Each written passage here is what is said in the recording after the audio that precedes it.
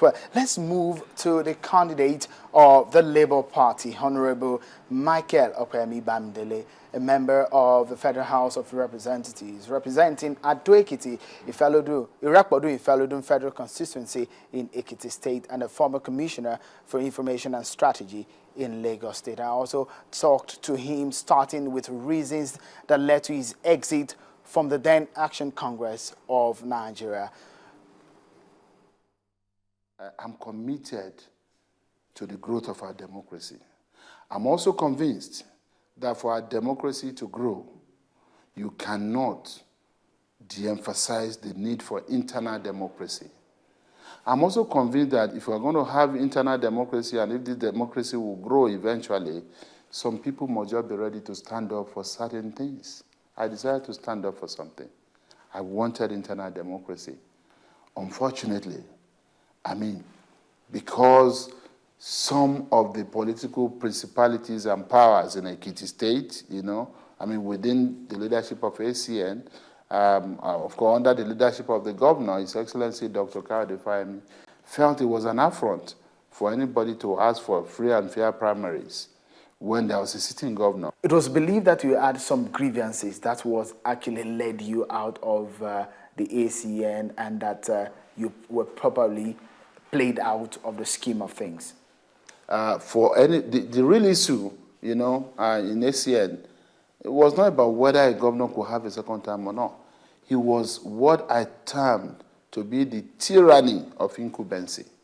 Because, Governor Fayemi felt it was an affront, obviously. The principal functionaries around him in his government felt it was an affront for any one of us within the party to dare, aspire to run for governor. What's your manifesto like? What are you promising the people of Ekiti State? We have been able to make a very strong statement that we are out to create a new and united Ekiti. We have made a very strong statement that we are here to grow the economy of this state, and we identified the areas in which we want to do that. We identified agriculture being the mainstay of our economy as one area of major intervention that we hope to do. We have promised our people that we engage in massive agriculture, we do mechanized farming in Ekiti State. We have made a strong statement with respect to our determination to enhance human capital development in this state through quality education, and that will also be affordable, through health service delivery, that will also be qualitative and affordable to the people and free to certain categories of our citizenry. And of course, still in the area of human capital development, we have stated clearly what we intend to do in the area of development of science and technology. And then of course, we also, in that manifesto, identified what we want to do in the area of social development. We specifically talk about our intervention in the area of youth development, in the area of women development, in the area of trying to develop the physically challenged in this state, what we intend to do with the elderly, and then of course, in the area of infrastructural development. We have been able to also state clearly what we intend to do in the area of road infrastructure, in the area of water resources, in the area of electricity, and of course, in the area of transportation. Well, that is the candidate of the Labour Party, Honorable Okpeyemi-Bamidele, who left the Action Congress of Nigeria for the Labour Party and is now flying the party's flag for the governorship election. Well, let me come to you. Now, you've heard him, the plans that he has in his manifesto, and you have an idea of the kind of person he is. What's your take about him? Well, I think Ekiti seems to be having some of the finest politicians because I think they all have good experience from where they're coming from, and they're all serving the state presently. We have the governor, who is incumbent. We also have the member of the House of Rep, who is also incumbent and also running for governorship. So meaning that they actually have the opportunity to look at what they have done and also judge it by what they are saying. Well, this is time for campaign. People will make a lot of promises, but because they have tested them before, so it's also possible for the electorates in the state to look at what they are saying and see whether they have that credibility, whether they can perform. But you also raised something that is very important, which I think it's an issue for the Nigerian politics generally, the issue of internal party democracy. I think that's very, very, very, very fundamental. If we are building any good political transformation in Nigeria, it's important for us to have good internal party democracy. And you see that come to play a lot, and you see it manifest in people defecting from one party to another because they are not happy with what happened within the political party, or they think that the political party is not democratic enough. And I think that's where he started off saying that he feels that the reason why he went to the other party is because he feels that the other party is not democratic enough. And he's also talking about the power of incumbency, which has always been a major challenge in Nigeria. But however, where both of them, they're still talking about ideas, and I think that is the good thing that is happening. People are talking about issues, so people are going to judge them on the basis of those issues that they are coming up with. So I think that this is a development from where we were coming from. When you ask people to speak about themselves, about what they want to do for the people, they rather speak about themselves or counter their opposition. But now we have some of these issues on the table. I can bring a Greek, I can do this, I can do that. So it's left for the people to make the decision in Ekiti State in the coming elections.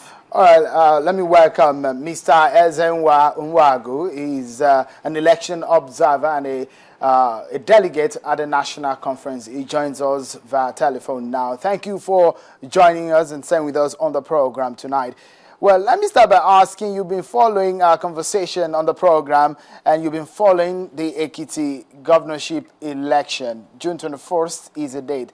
Tell me, what's your take on what we have discussed, especially the candidate of the Labour Party that we have just heard him speak?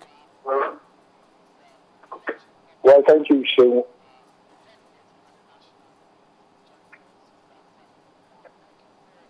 Thank you, Shane. Good evening. I've enjoyed your quite punchy engagement with Abiola there. What's come out very clearly is the fact, especially from what we had from Honorable Akiode-Afolabi, is the need to get the political parties to observe issues around internal party democracy. It's a huge challenge for political parties in Nigeria, because what we see now is that we have political parties criminalizing aspiration. People's rights to aspire is criminalized. And so in order to prevent their aspirations, they have to find other outlets to do that. And sometimes we think that is unfair to them. So we need to set in those mechanisms that helps us to resolve these kind of issues internally within our political parties and allow democracy to blossom within internally in those parties. But as Abiola has also said, Ekiti signposts for us some of the issues in analyzing the different stakeholdership in election management in Nigeria.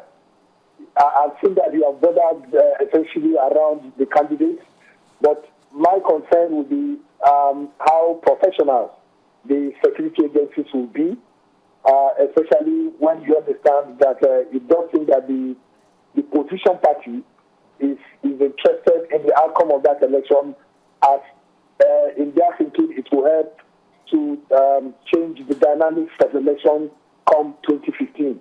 So we want to see a more professional security agency. We want to see the election management body upping their game this time around. We want to see a situation in which the citizens themselves are able to engage the issues and restrain the politicians through organized platforms of whether civil society organizations, faith-based organizations, traditional rulers, must all at the same time now speak up for peace in Ekiti State and peace during the election. We also will need to ask citizen observers to also be interested to set out parameters for the way that election will be observed in a way that will produce credibility for the process. So if we get all of this in the mix, we will see a better June 21st election across the 177 wards and above 2,000 polling units in the state.